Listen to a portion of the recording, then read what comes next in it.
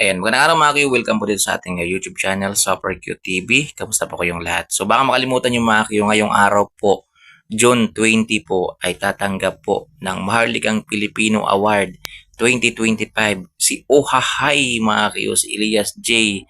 Lintukan mga Q, tatanggap po siya ng Maharlikang Pilipino Award guys. Grabe.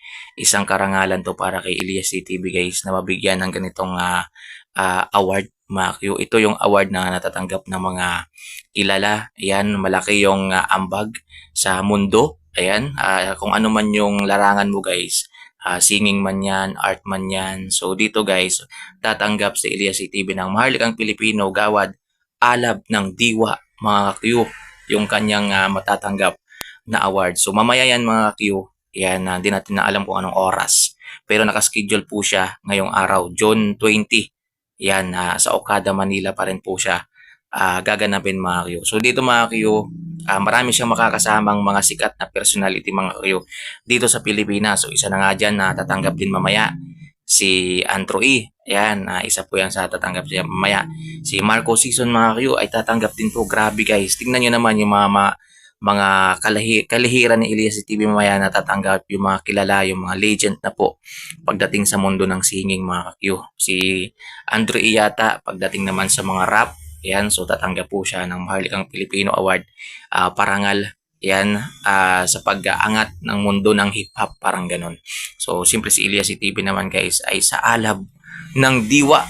Ayun, grabe no. So abang-abang tayo mamaya mga Q.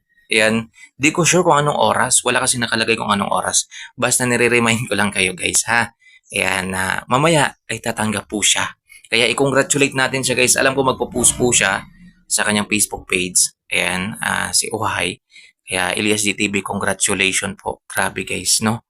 Sobrang bilis ng sobrang bilis ng journey, ng swerte para kay Elias DTV. Isipin nyo guys ha.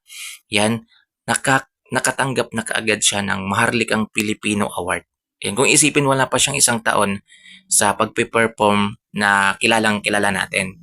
Siguro dati nagpe-perform po siya guys sa mga bar lang, pero nitong mga nakaraan guys, yung sobrang sikat na po talaga siya.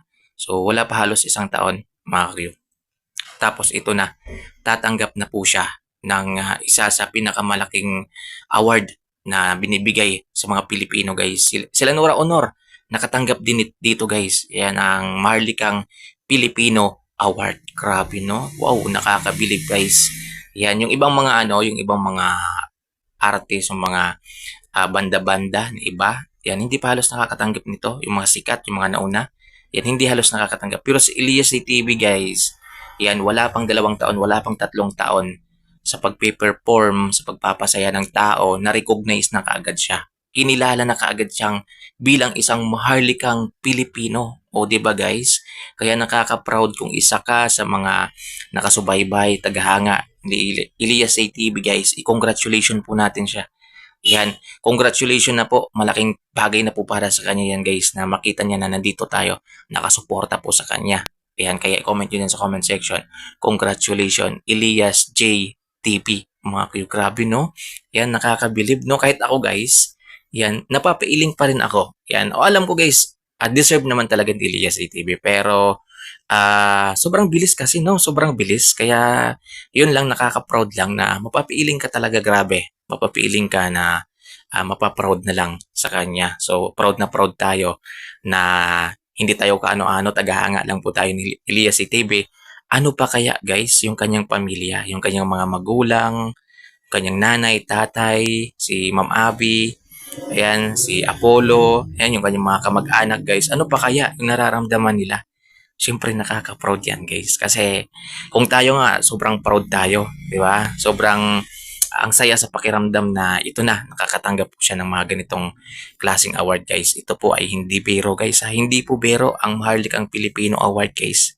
Yan, hindi po yan basta-basta. Isa po yung ang tawag yung prestiyosong award na natatanggap ng mga Pinoy na sobrang laki ang ambag sa Pilipinas. Ayan. So, mapasinging ka man, art man yan, business man yan. Yan, sa business yata nakatanggap din si Boss RDR. Ayan. Kasi sa kanyang pag-educate sa mga tao pagdating naman sa business. So, dito naman guys, kay Elias CTV naman ay ano po, yan yung title niya pa, ng kanyang award, o Gawad Alab ng Diwa. Ayan, grabe no? Yan. So, yun lang guys, abangan natin mamaya. Siyempre guys, mag-update din po ako sa inyo sa mga kaganapan mamaya. Meron din naman tayong source na pwedeng kunan ng ng update dito guys, kaya abang-abang po kayo. Ayan, at sana po i-follow nyo po yung ating Facebook page, Kuya QTV, at siyempre itong YouTube channel ko guys.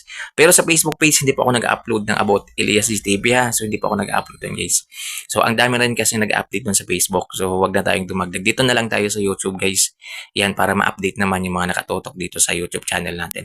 So, maraming salamat mga Q. Again po, congratulations Elias GTV sa award nito guys. Prestiyosong award. Tama po ba ang pagkasabi ko? Prestiyosong award na natatanggap ng isang Pilipino na malaki yung ambag sa lipunan natin. So maraming salamat mga Q. Ingat po kayo palagi. God bless.